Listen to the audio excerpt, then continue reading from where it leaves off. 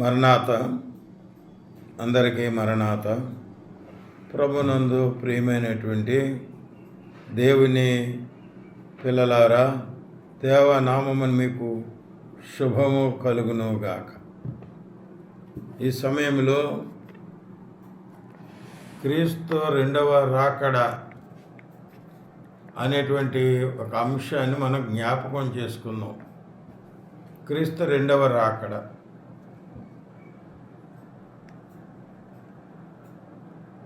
ప్రకటన గ్రంథము 22వ అధ్యాయము 12వ వచనములో, ఇదిగో నేను త్వరగా వచ్చుచున్నాను, వాని వాని క్రియ చొప్పున ప్రతివానికి ఇచ్చుటకు నేను సిద్ధపరిచిన జీతము నా యొద్ద ఉన్నది. ఇదిగో నేను త్వరగా వచ్చుచున్నాను, వాని వాని క్రియ చొప్పున ప్రతివానికి ఇచ్చుటకు నేను సిద్ధపరిచిన జీతము నా యొద్ద ఉన్నది. అలాగే రెండవ వాక్యం 22:7లో, ఇదిగో నేను త్వరగా వచ్చుస్తున్నాను. ప్రకటన 1:7లో, ఇదిగో ఆయన మేఘారుడై వచ్చుచున్నాడు. అలాగే 1వ దశ 4:16లో, ఆర్భాటముతోనూ ప్రధాన దూత శబ్దముతోనూ దేవుని బోరతో ప్రభువు దిగివచ్చును. 5వ వచనం యోహాను సువార్త 14:3, నేను వెళ్ళి మీకు స్థలము సిద్ధపరిచిన యెడల నేనుండు స్థలములో మీరును ఉండులాగున మరలా వచ్చి నా యొద్ద ఉండుటకు మిమ్మల్ని తీసుకుని పోవుదును. ఈ 5 వచనాలను మనం ఒకసారి చూసినట్లయితే, క్రీస్తు రెండవ రాకడ. ఇదిగో నేను త్వరగా వచ్చుచున్నాను, వాని వాని క్రియ చొప్పున ప్రతివానికి ఇచ్చుటకు నేను సిద్ధపరిచిన జీతము నా యొద్ద ఉన్నది. ఇదిగో నేను త్వరగా వచ్చుచున్నాను, ఇదిగో నేను మేఘారుడై వచ్చుచున్నాను, ఆర్భాటముతోనూ ప్రధాన దూత శబ్దముతోనూ దేవుని బోరతోనూ ప్రభువు దిగివచ్చును. యోహాను 14:3లో వ్రాయబడిన మాట, నేను వెళ్ళి మీకు స్థలము సిద్ధపరిచిన యెడల నేనుండు స్థలంలో మీరును ఉండులాగున మరలా వచ్చి నా యొద్ద ఉండడానికి మిమ్మలను తీసుకొని పోవుదును. స్థలాలు సిద్ధపరచడానికి వెళుతున్నాను, మరలా నేను వచ్చి మిమ్మలను నా యొద్ద ఉండడానికి మిమ్మలను తీసుకొని పోతానని ప్రభువు చెప్తా ఉన్నారు. కనుక ప్రియమైనటువంటి దేవుని బిడ్డ, రెండవ రాకడ.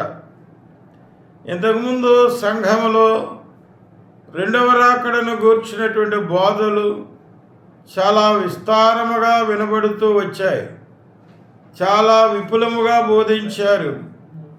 నేటి దినాలలో కొంచెం తక్కువైందేమో రాకడ బోధలు అనుకుంటున్నాను.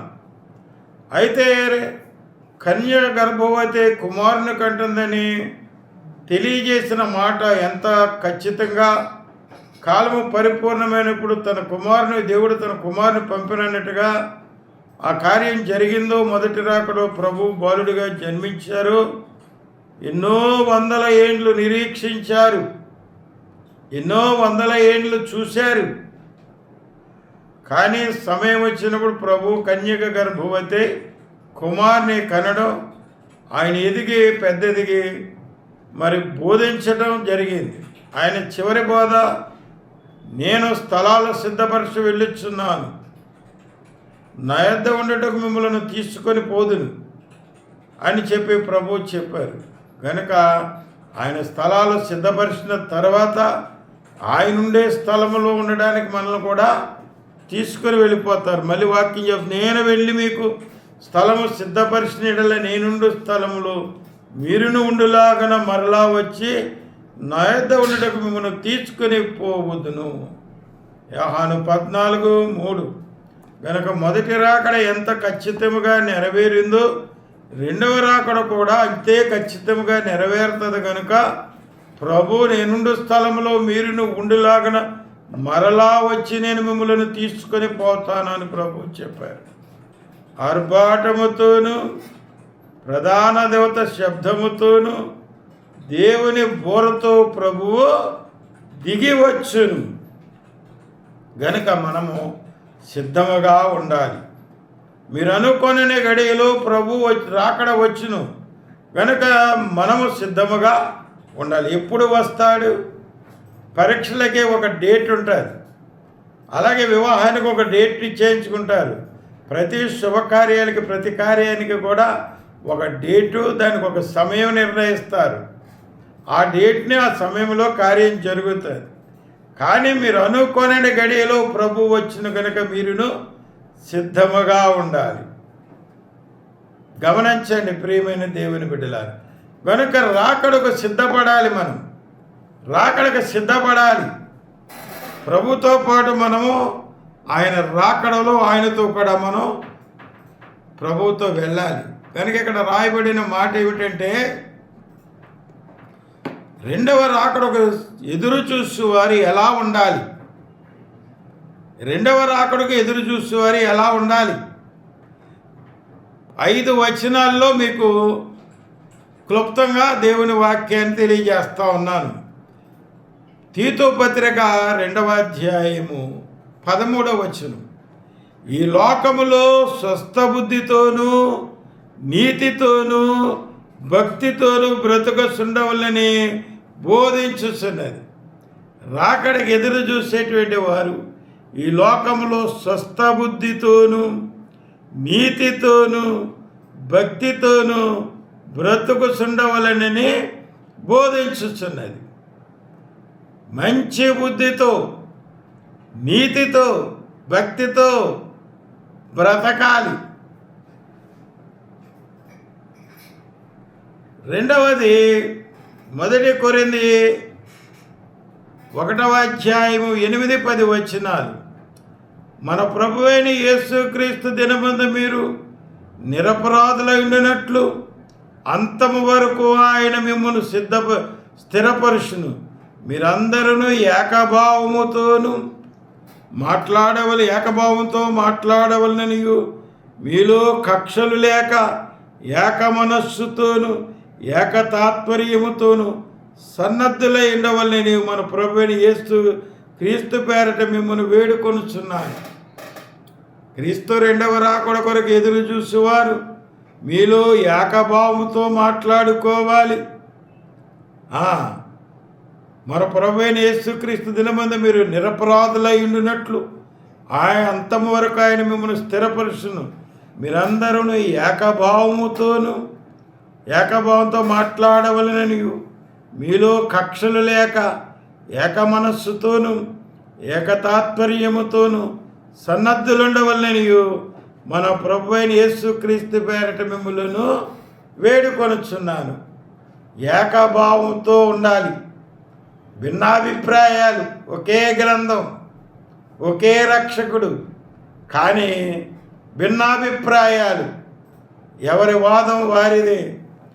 సరే, మీలో కక్షలు లేక కక్షలు, కోర్టు గొడవలు, తగాదాలు, విరోధాలు, పోరాటాలు ఇవన్నీ ఎక్కువైపోయినాయి. మీలో కక్షలు లేక ఏక మనస్సుతోనూ ఏకతాత్పర్యముతోనూ ఒకే అర్థం ఒకే భావం కలిగి సన్నద్ధులై ఉండవలెను అని కోరుతూ ఉన్నాడు.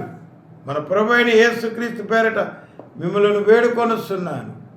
3వ వాక్యం 2వ పేతురు 3:17. మీకు కలిగిన స్థిర మనస్సు విడిచి పడిపోకుండా కాచుకొని ఉండుడి. మీకు కలిగిన స్థిర మనస్సును విడిచి పడిపోకుండా కాచుకొని ఉండు. రాకడ వచ్చే సమయానికి ఒక్క విశ్వాసనైనా కనుగొందున. ప్రియ దేవుని బిడ్డలారా, రకరకాల వాదనలు, రకరకాల సాంకేతిక నైపుణ్యం పెరిగింది. దానితో చదువు లేనప్పుడు ఉండే భక్తి వేరు, ఇప్పుడు భక్తి వేరు.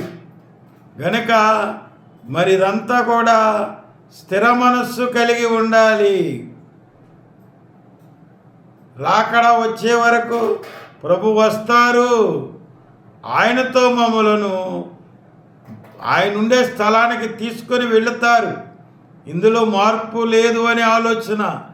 ఎన్నెన్నో రకాల వాదనలు, ఎన్నో రకాల జగడాలు, ఎన్నెన్నో సమస్యలు, వీటికి పరిష్కారం ఉంటుందా?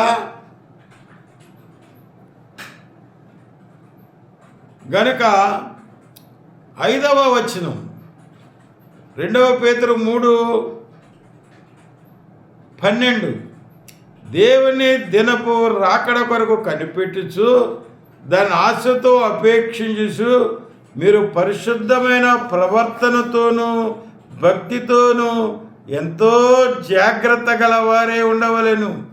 దేవుని దినపు రాకడ కొరకు కనిపెట్టుచు దానిని ఆశతో అపేక్షించు. మొదట దేవుని రాకడ కొరకు కనిపెట్టడం, దానిని ఆశతో అపేక్షించడం. మీరు పరిశుద్ధమైన ప్రవర్తన కలిగి ఉండాలి.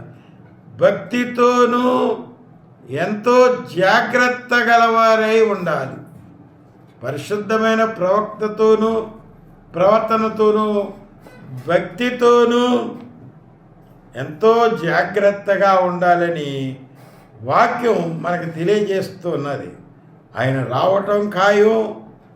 ఆయన రాకడ కొరకు సిద్ధపడిన వారిని ఆయన తీసుకొని వెళ్ళడం జరుగుతుంది. గనుక మనం సిద్ధపడాలి. చిన్న ప్రార్థన. ఓ మా పరలోకపు తండ్రి, నీ ప్రేమగల నామానికి వందనాలు, స్తోత్రాలు. నీ ప్రియ కుమారుని పంపుతానని వాగ్దానం చేశారు. ప్రియ కుమారుడు వచ్చాడు. ఆయన వచ్చి చివరి బోధగా, నేను మీకుండు స్థలాలు సిద్ధపరచడానికి వెళుతున్నాను, నేనుండు స్థలంలో మిమ్మల్ని ఉండటానికి తీసుకుని వెళతాను అని చెప్పారు. కనుక ఆయన 2వ రాకడ మొదటి రాకడ ఎంత ఖచ్చితంగా జరిగినదో 2వ రాకడ కూడా అంతే ఖచ్చితంగా జరుగుతుంది. మీరు అనుకునే దినమున వచ్చిన కనుక మీరు పరిశుద్ధమైన ప్రవర్తనతో భక్తితో ఎంతో జాగ్రత్తగా ఉండాలి.